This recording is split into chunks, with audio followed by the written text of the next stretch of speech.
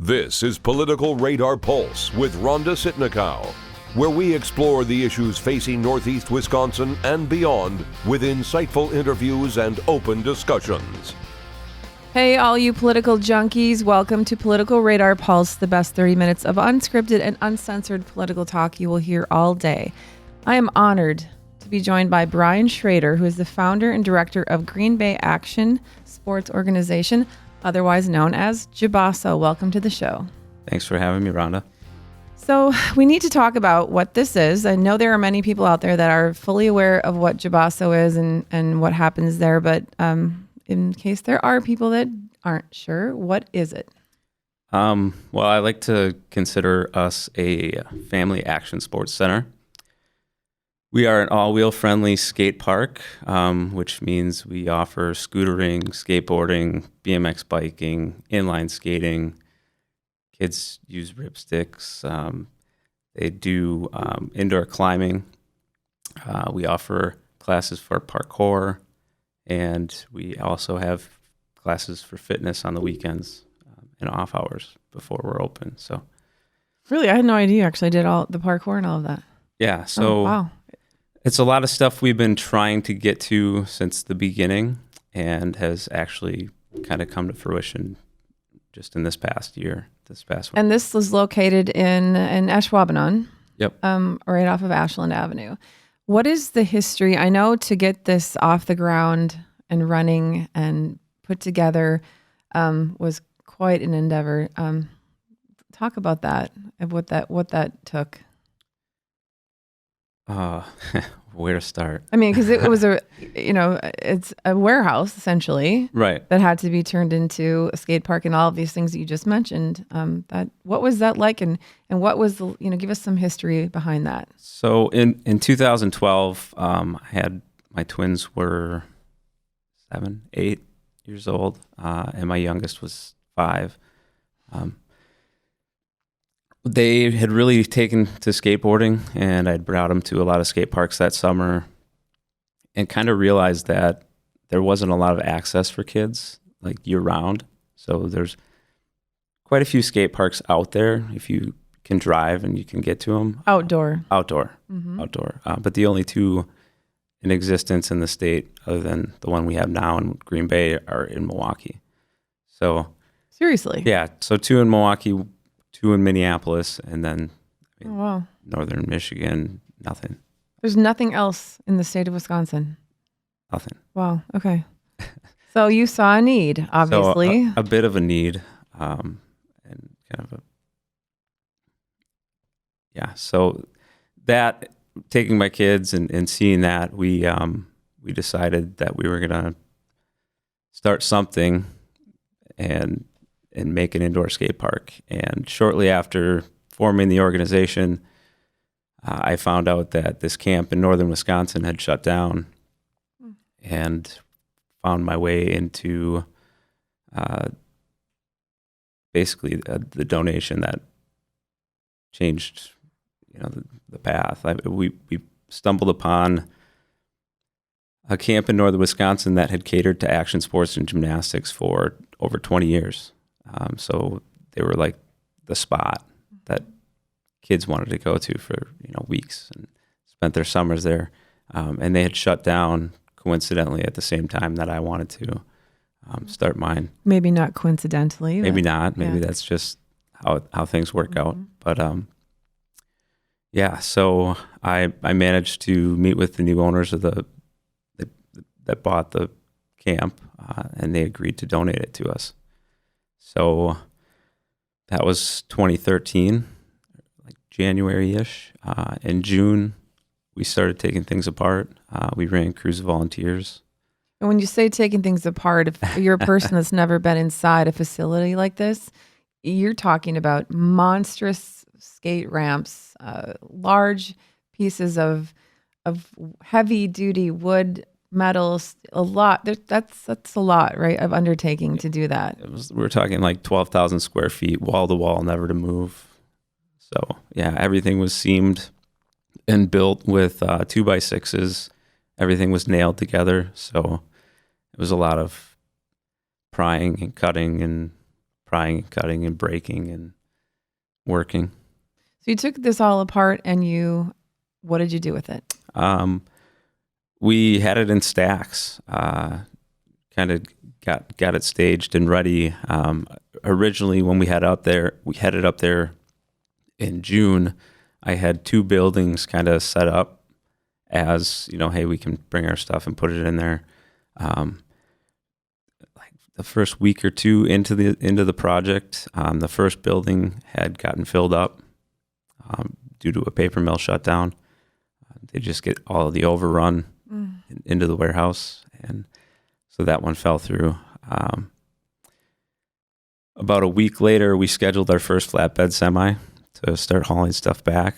And when you said northern Wisconsin, where was it coming from? Cable. Okay, that's up there. Yeah, about 20 miles north of Hayward. Yeah. Okay. 262 miles. I know exactly how much. Yes. From my doorstep. Wow. Yeah. So yeah, we scheduled the first flatbed semi to haul stuff back, and we're driving back.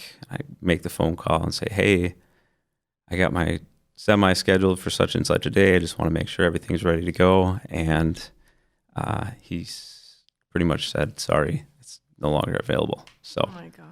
And after you had taken everything apart? After we had taken everything apart. So fast forward to November, right? So we started in June, July, November came and things were still sitting up there, and we didn't have a place for them just yet. We didn't really have any money to rent a building to do any of this, because we were operating on just some original fundraising that we had done. And that paid for gas and for tools and for food to run cruise volunteers up back and forth to take it all apart. So the phone call came in November that said, hey, you need to get this stuff out of here or it's going to go in a dumpster. Everything you had just taken apart. Everything. Hours and hours of work. Yeah. Okay. My entire summer, everything that I've been working towards, like, hey, yep, here you go. But fortunately, the new owners of the property said, we'll give you the money that it would cost us to throw this stuff away to, come up and get it back. So nice. They essentially gave us what we needed to put a security deposit down, first month's rent on the building we're in now, to afford us 4 flatbed semis to load. We had people extend us Bobcat trailers. We had people drive their own vehicles up and help haul back. Triangle Distributing gave us a box van, and we loaded that. Basically for 10 days straight in November, we would drive up, load all day, drive back, sleep at night, and then on this end, we had help to unload. So we'd unload, hop in the van, drive up, load up, maybe load a semi, and then the same thing, come back and unload. So that's obvious. This was a labor of love for you. It was. You don't go through these things. You must really, this can't be just because you can see the kids like to skateboard. You must have seen that this was going to be something, I would think deal breaking for some kids in order to bring it to Green Bay or the Green Bay area, technically. Well, like action sports in general, skateboarding more specifically, in my world with Jackson and Bennett being 3 months early, I really saw how it gave them,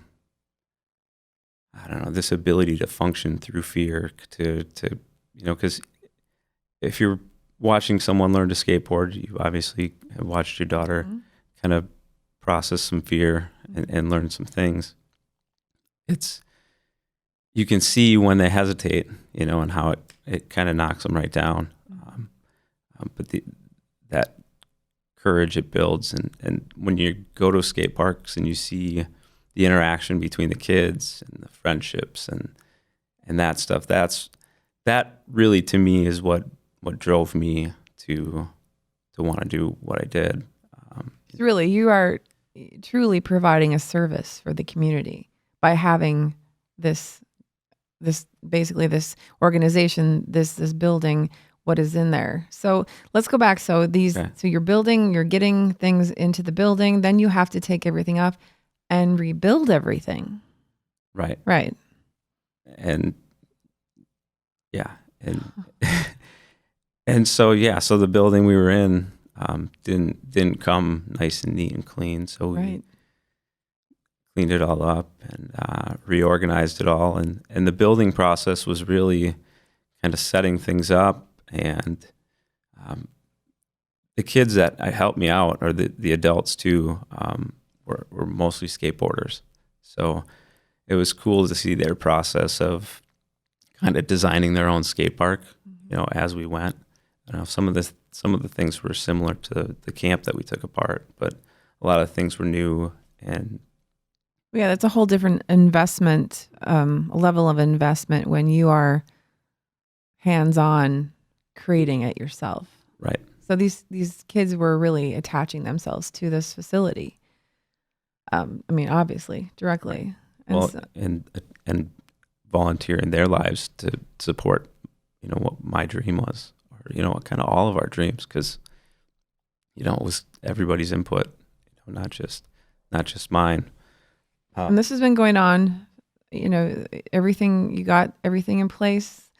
And then the word got out that this was happening, or you through some fundraisers to get the word out. What went on from there?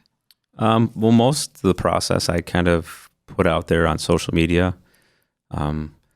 Because the camp had been around for so long, we had a little bit of traction there. 27 years in northern Wisconsin, they're the premier camp of the Midwest. So they had pros from the industry. So, the camp touched a lot of lives. So I was able to kind of use that to, promote ourselves for the most part. And it seems to have been successful because Yes. it's definitely, it's out there. How many, if you had to guess, how many kids are there? I've been there with my daughter various times, and it's a party there. It's a happening place. There's a lot of kids and young adults and some adults. I think that's interesting as well. You see some people that probably haven't picked up a skateboard in years back on there. And people who've never picked up skateboards, moms right. and dads that I, encourage when they bring their kids in to say, hey, you might want to try this too. Some actually do, which is pretty fun. And I think that's a good point, and that is, a really a good segue to why is it important to have organizations like this, facilities like this in your community? Because I believe it's more than just let's go skateboard or let's go rock climb. You're building a community as well. You're building connections. You're building relationships. You're giving kids, to some degree, I'm sure it's not unfair to say, therapy. There's so many positive things that have come from having GBASO in the community. And then that is, I believe, one of the best testaments to your work and what you've done and what you started doing. Well, and so my wife was in education when we started. She still is. But we were founded on education and mentorship. We're a nonprofit based on that. And so the activity of skateboarding, of action sports, creates, kind of bolsters creativity, and, there's force and motion and friction and all these things at play when you're doing it. And so we teach kids how to use their body and how to kind of just trust themselves and believe in themselves, and give them tools and steps to replace the I can't with, oh, well, all right, if I take the steps and I do the work, I can actually do it. When you talk about creating the community, where we fall short, or where I see us falling short, is municipalities taking years and years and years to build an outdoor concrete park, where they typically don't put any shade out, or they don't put lights out right away for the kids. So only having access to that little piece of concrete for, 4 or 5 months out of the year, being that we live in Wisconsin. Gives kids a spot, but it doesn't give kids any structure or steps. And that's a fair question. Why isn't there more investment from the municipalities into an area like this? Because, we're always talking about being healthy and getting outside, and, in the 4 months that we have of, that's even debatable, 3 months really of nice weather to do that. Why aren't local municipalities investing in these areas for children and young adults? I mean, what do you think that is? Why don't they see the value? Do they see the value? I think they're starting to see the value. I think it takes someone like me that's doing what I'm doing to kind of showcase the value, to not just build a skate park that's just a skate park. So, when families come, we could partner with a gymnastics gym, so that, brothers and sisters or moms and dads can have a space to go work out, or, combine the spaces to create that, to create a municipal pool, right, is pretty costly. Build a water slide, all the things, and you can only operate that for a small period of time. If you created an indoor-outdoor skate park and ran it similar to a municipal pool, where we do the concessions, right, and a little bit of retail like I do at the park. We do our lessons and our camps, which kind of, it takes that community, because now we have the future the camp leaders, the Lincolns and the Terras and the other kids that are stepping up that want to volunteer and help out and teach the younger kids. So all that kind of builds on itself and grows and creates that community.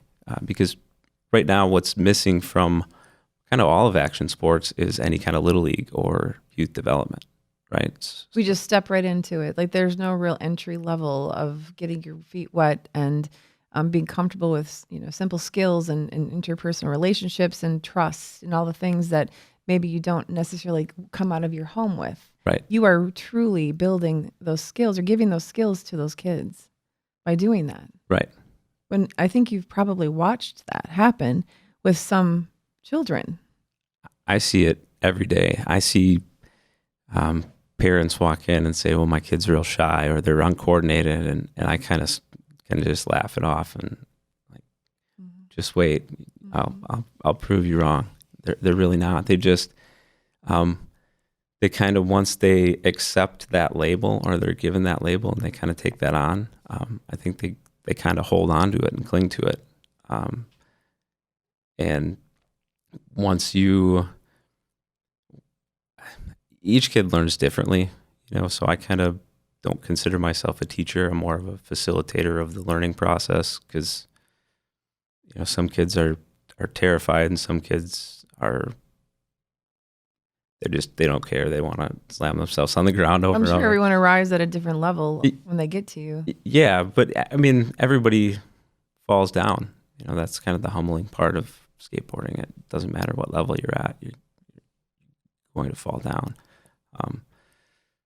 So we give them steps and tools, give them an escape plan, pat them up with their knees and elbows. So if they do fall down or when they do fall down, they can jump off and protect themselves. But you could take that analogy and put that through life in general, right? Every day. I mean, you really could. Right. And I think that's another point, that what you're doing there and what you have been doing is setting kids, their lives in possible different directions. I mean, I would imagine they leave there and they feel empowered. They feel confident in a different way. They feel, and probably sometimes, challenging themselves. Maybe they're upset, but they're really looking into themselves in a different way than they ever did before because of what you're doing. Well, my true strength in my life has come through adversity, and the learning process of skateboarding kind of creates an artificial adversity where you have these little triumphs over and over where it feels scary at the start, but once you do it a few times and you start to trust yourself and you start to really stand up, that's those confidence building aspects, and that's where the mentoring and that's where these kids come in, maybe shy and quiet, and by the time they leave, they don't want to leave, first of all, and they, they're not nonstop talking and nothing but smiles. So, well, and some of these kids, I know you know this, they are children who probably don't talk to anyone during the day at school. They're very introverted. They're shy. They may be, quote, geeky, not, the popular kids necessarily all the time, but this is giving them confidence and life skills and really things that they can carry out and just walk in a different way the next time they go to school. It's really and truly, you are changing lives. And I don't believe people necessarily always realize that. I think they feel that, it's a skate park. It's so much more than a skate park. It's a family. It's a community staple, really, that I would love to see more facilities, organizations like this that really, you're nurturing these kids. You're possibly, for some of them, parenting them that maybe they're not getting when they're not there. I mean, I think you probably know this, but it's interesting to step back and really look at it. And that's the first thing that I noticed when I was there. It was like, everyone is just really, for the most part, really happy to be here. And they don't have their phones stuffed in their face all the time. Right. So how often do you go into anywhere these days and see that? You just don't really see that. And so that, to me, I remember thinking, this is interesting. This says something different here about that. And obviously the people that have been going there and, support the organization, they truly do. And so that is how you've been continuing to fund it, right? Is having fundraisers and people donation. I mean, this is donation based, isn't it? A majority of what we have done has been operated off of revenue, to be honest. Oh. Okay. So we do have a couple fundraisers that we've had, smaller fundraisers, but really a majority of our operations have been funded by revenue. So the growth and what we want to provide for the community is going to take more fundraising. It's going to require a bigger budget. And what does that look like when you say the growth of what you want to do? What does it look like? Well, right now we do like classes for homeschool. It's mostly skate camps in the summer. We do after school classes in the winter. The hardest part of having the space and wanting to provide the education and mentorship programs for the kids, like the 15 and under population, is that we're the only indoor park pretty much in Northeast Wisconsin. So we service everybody from everywhere. They just come from Stevens Point and Wausau and Appleton and Oshkosh and Marquette and Rhineland. Why aren't some of these other cities doing that? We're working on it. I mean, that seems like it's successful. You think they would want to get into that? So Appleton's skate park took about 9 years to get built. The one in Madison took 16 years of meetings and with the Parks Department and you've been through the bureaucratic process. I sure have. It's not a quick and easy one. I started out there working with the Parks Department a little bit, and we just kind of came to the conclusion that I needed to start my own thing, and they always supported me and had my back, and I realized that I could get. And think about, we have, how many baseball fields do we have? We have a few, right? A lot. And that's easy peasy.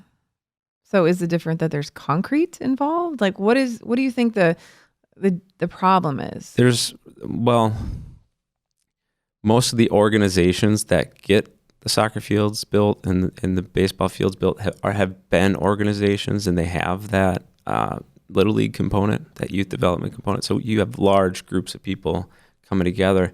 The skateboard community is an awesome community, but it's a real loose network of people, right? So you're not talking about teams and moms and dads and all these people that can just pull together and hit a fundraiser up. They have a little fundraiser here, and it takes someone, there's not someone in the parks department going, hey, we're doing a skate park, we're working on it. It takes an actual parent of the skateboard community to step in and fulfill that role for the parks department. So the advocacy really isn't just there organically. You really have to just make it happen. Right.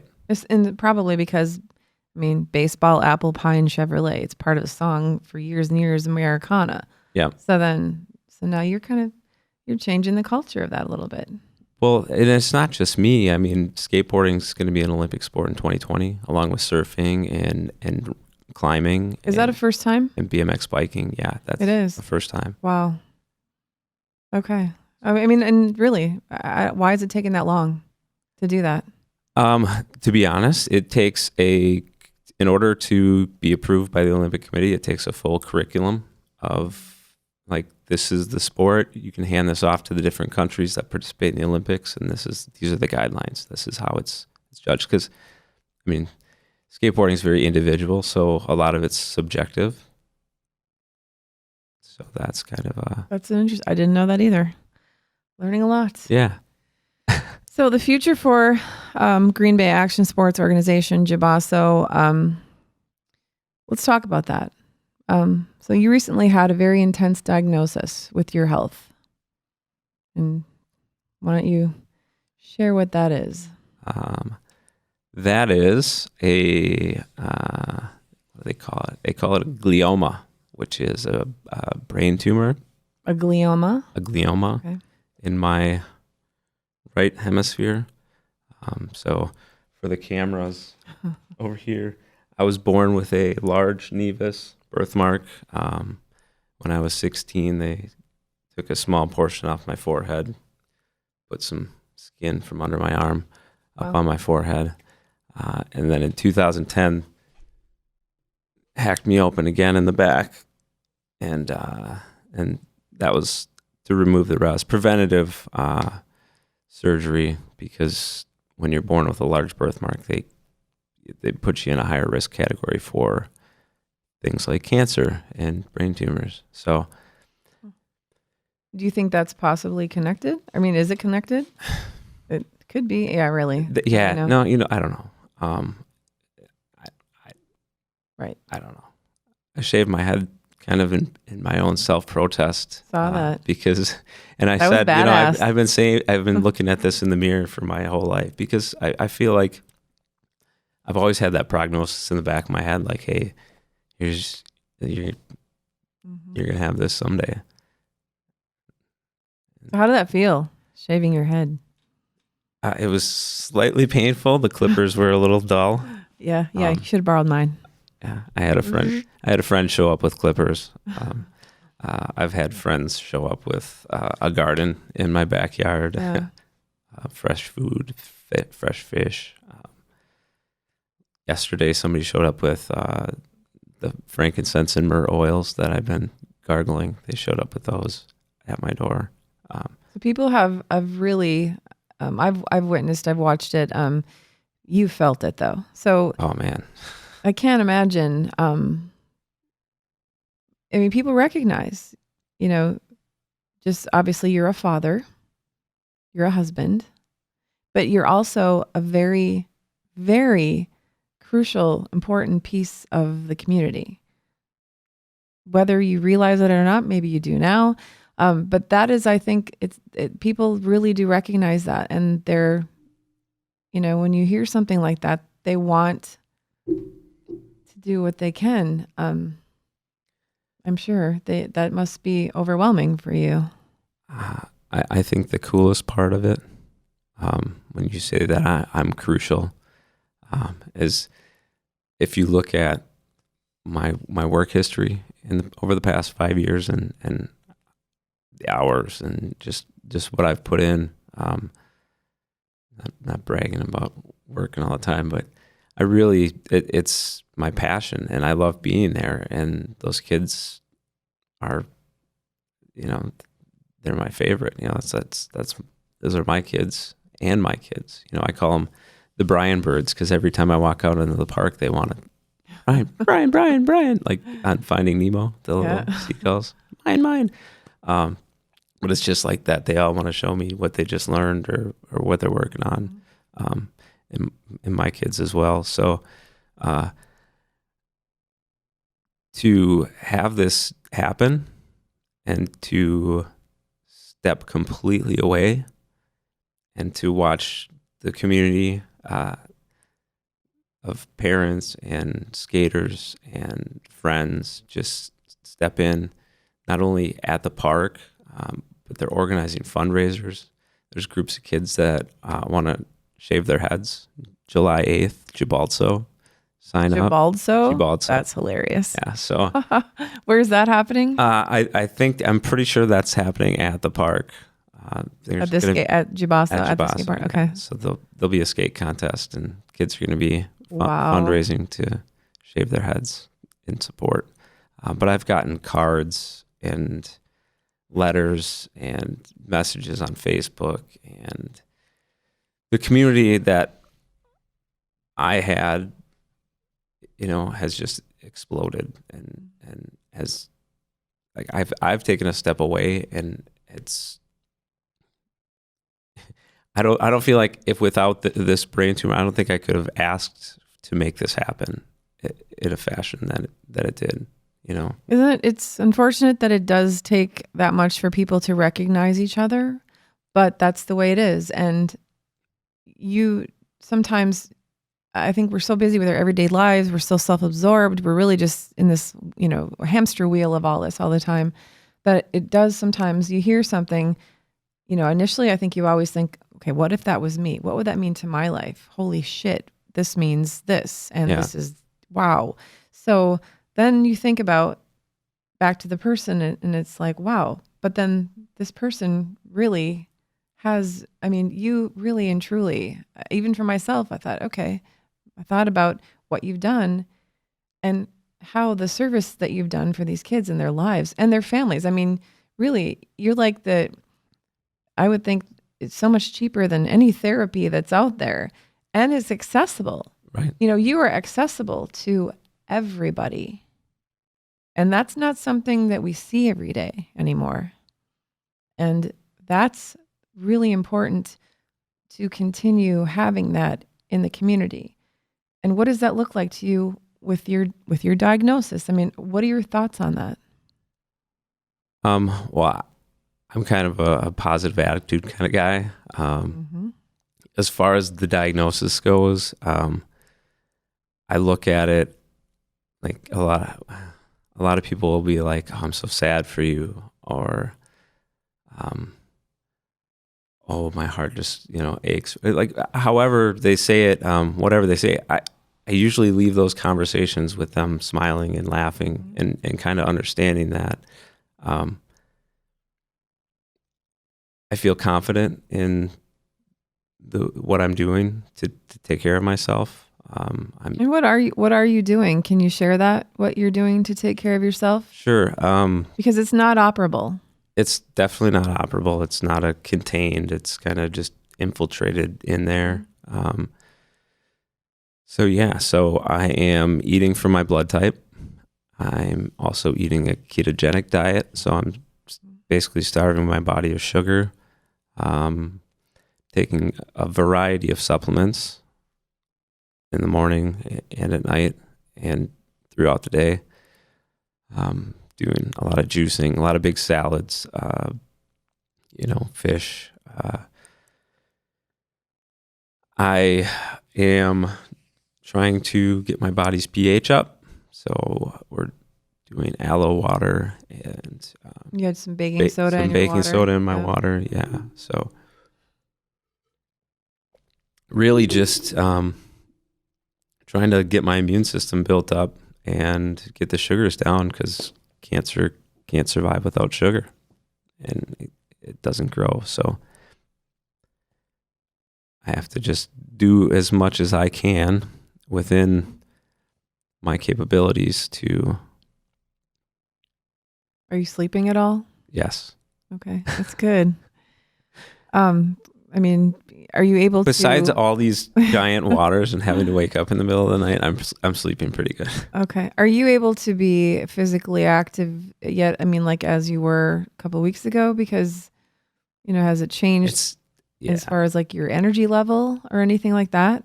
Energy levels down a little bit. I'm not supposed to have much more than 45 minutes of exercise a day right now. So yeah, I was skating every day, quite a bit, getting a lot of exercise. So it's been a little bit of a change.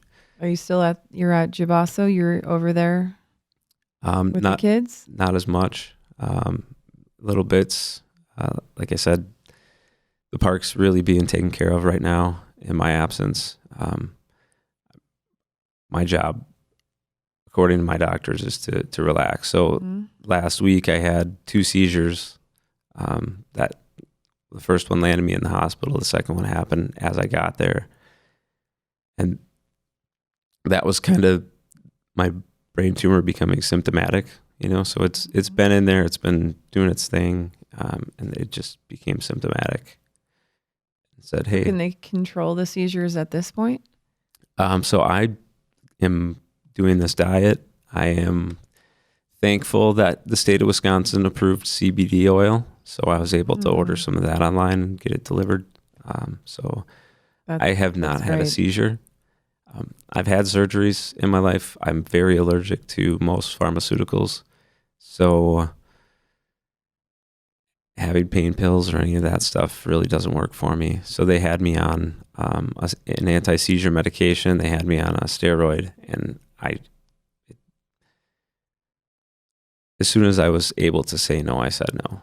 And I haven't had a seizure since I left the hospital. So for people that aren't aware of what the oil is, say, the state approved of that recently, and that was not until very recently that they did. So what is that? CBD is a hemp-based oil. So it's the non-psychoactive version. So the cannabis oil would be the psychoactive, the medical marijuana. The CBD oil is hemp-derived. So, and that seems to be helping you out quite a bit. It's really good for inflammation for a lot of different things too, not just for seizures, but migraine headaches and do a quick Google search. It's 2017. It's really not that hard. The benefits are out there, and with the diet, it's to control inflammation. So with the brain tumor, it's got inflamed, caused the seizure. So we're just trying to control it. Just make everything kind of chill out. Make everything chill out. Yeah. So then maybe, get strength back, feel better.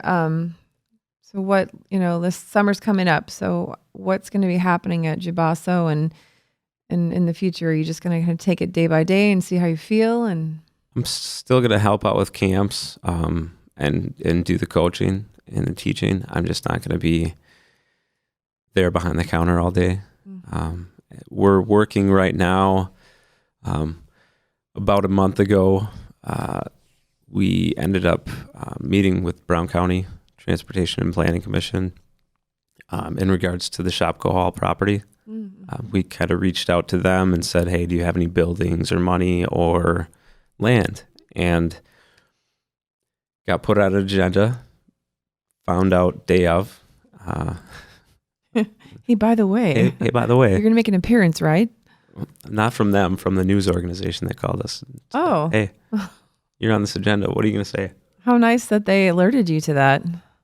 But apparently we were the only ones that put any public input in for the Shopko Hall property. And so we landed on this agenda. And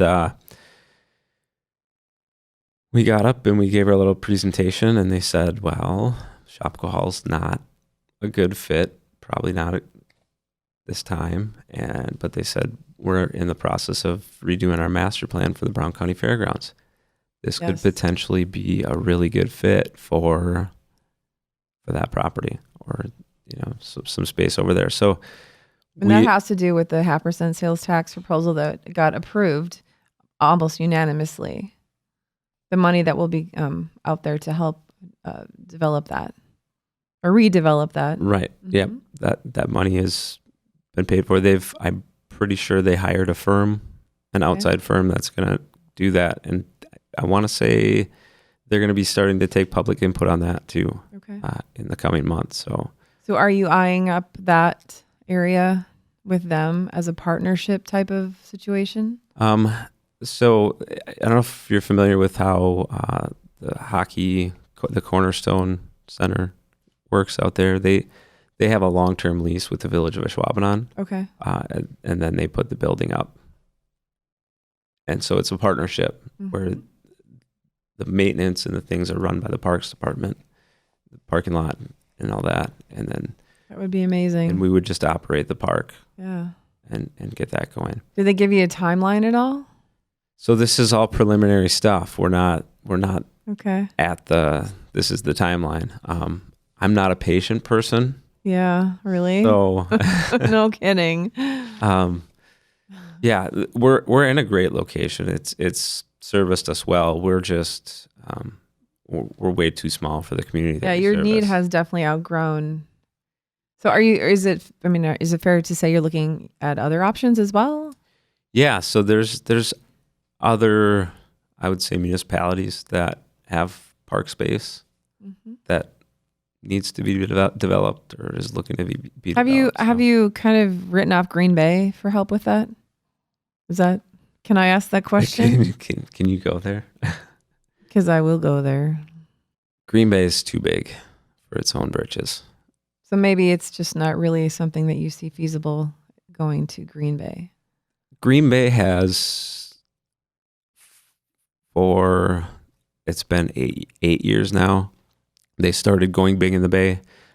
Each year that we attended the competition, that I brought my kids there, they said, we're going to make this happen for you next year. We're going to do this for you next year. And next year we're going to make these improvements to the park. And so who said that? The Parks Department. Okay. They'll come out to the event. Jim Schmidt will come out to the event and wave and smile and make promises. And then each year they do nothing. This past summer, to kick the summer off for the kids, they locked the gates. They spent close to $15,000, I want to say, is what they told me, $12,000 to $15,000 in front of and on top of every transition, every ramp is probably 1.5 inch crack, like a gap. Okay. And they put caulk in it, but it's still a dip. So no matter what, your wheels hit it. And you're talking about the outdoor skate park over by Giovanni's Park. So we're talking about, there's never been a park improvement since they built this park. Ever. And how long is that? 15 years, 16 years. So probably. The city of Green Bay, it's skate parks, what comes with it is not a priority at this point. Well, it's illegal to ride your skateboard on the street in the state of Wisconsin. Actually, it's considered a play vehicle, along with RC cars. Something in the 90s, I think they took rollerblades off the list, so you could rollerblade on the street. But we have pedal pubs, right? Yeah, but we want to arrest kids with backpacks riding on skateboards. Huh? Interesting. It's kind of what I've been told by the police department. So basically, that's not. So they shut the park down for 2 weeks and spent that money for a company to come in and take all the caulk out of those cracks and re-caulk all those cracks. So the cracks are still there. The cracks are still there. And the gaps are still there. And the rain and the heat and the usage and all of that fun stuff that actually. They actually have lights at the park, but they don't allow kids to go there after dark. It's like an ordinance thing. So it's a tough one. Huh. So Green Bay is not a friend to skateboarding. Can I say that? Green Bay is a pretend friend to skateboarding. Okay. Green Bay is a pretend friend to skateboarding. Right.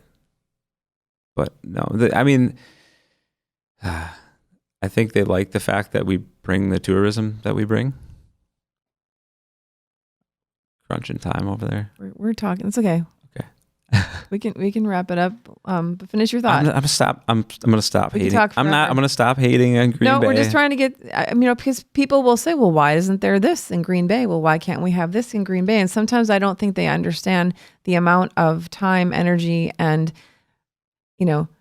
head banging on the wall that it takes to sometimes get something that seems so simple to one person in place in the city. So, just explaining that it's, a sport like BMX bike racing, right? In the 80s and early 90s, it was huge, right? And there was indoor tracks, and that was like a family sport, and those families traveled and did stuff. And so right now we're working with a family to include that in our new facility, to grow more family participation and really kind of give the youth and the kids the incentive to participate, right? So these are the kids that aren't necessarily in all those sports. So it seems like it's always seemed like a very inclusive family community type of experience for, all kinds of reasons and all kinds of people. And you are clearly looking to move on, to expand, to do something more with what you have. Because it sounds like you need to, you have to. Right. Well, in other communities beyond ours, Well, yeah, right. It sounds like I didn't know that. So is there anything, so last thoughts, is there anything that you want to say, about, what's happening with you and the organization, and, if you want people to help out with the organization, and, are you looking for some help there since you're not there as much, or is there anything you want to say for your last few minutes of words on the show? So my entire philosophy closing statement. I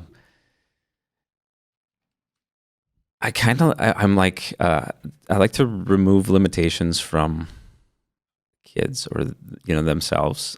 So a lot of people will come up and say, hey, can I help? Or what can I do to help? And I kind of always respond by saying, well, what are your gifts? Like, what are your skills? What can you bring to us to make us better? Because people always kind of see me as JABASO, but JABASO is a nonprofit.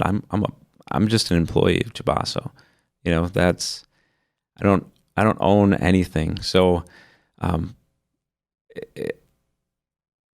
that's kind of what's happened now, is people have kind of just stepped up and said, well, I do this, and I'm gonna do this and help out. And so, as far as help with the organization, with the things, if somebody sees this and they have a big pile of money and says, I believe in you, I see what you see, that we need an action sports version of the YMCA, because we have 5 of them in town. Yeah. And a Croc Center. And, right. So we've got that covered. What we don't have covered is all the rest of the kids. The kids that want to do parkour, and, the kids that want to ride their scooter or their skateboard, but they're having fun, and they're learning from each other, and they're building relationships, and they're not doing thumb exercise on the computer. And, it's year round, so they have access to it. Here's access for a couple months, and then, fill the boredom with something. And it's affordable. And that's another thing I think it's a very good point to make, is there are things out there for kids to get involved with. Sometimes, me personally, there are things, there's just no way in hell I could afford to do that on a regular basis. And what I like about what you are doing at JABASO is that it really is, you can have a real life and not be so ultra committed to this time on this day. It allows the child to still be a child. Yep. Which I think is lacking in so many areas of sports and organizations. And it's just, I can't say enough. A lot of people tell me I don't charge enough. You could probably charge more. But I don't want to, But the biggest issue is the access for the kids, for the families, for everybody, really. And so if we can create more access. I think that'll lift a little bit of the stigma that surrounds the sport, and obviously if we can get the prohibition to stop, like you stop ticketing kids for riding a skateboard, or pulling them over and harassing them, or, like any number of that's mind boggling to me. That's an entire episode on its own. Actually, I would like to get an officer in to talk about that. I think we need to do that. I had Mayor Schmidt himself yell at my kids right in front of me. The mayor yelled at. Yeah, right. Okay, this is after the dog incident, and this is okay. That was our last. That's a whole nother episode on its own as well. So, so thanks again for coming in, sharing your story, sharing, your vision, everything you've done. It really is. We are a better community because of you. So thank you. Well, and I'm hoping that I can make this brain tumor into the best brain tumor for our community. Yes, we are all hoping that at this point. With all the love and the thoughts and the prayers and just everybody lifting me up and lifting the organization up, it feels so good. Like it's awesome. But I'm going to take this momentum and we're going to use it for the good, the better of all of us. That's the plan. That's where we're at. That's where I'm at. Well, that wraps up Political Radar Pulse episode 13. For show notes, go to politicalradarpulse.com/13. If you're watching this episode on YouTube, like, subscribe, and don't forget to hit the bell to get notifications. If you would like to support the show, you can like this show on Facebook, Twitter, and you can also buy shirts and other merchandise at politicalradar.com/shop. Thanks for tuning in. Thank you for watching Political Radar Pulse. To ensure that you'll never miss an episode, subscribe on YouTube or your favorite podcast app. To check out more episodes of Political Radar Pulse, visit politicalradarpulse.com or connect with us on Facebook or Twitter.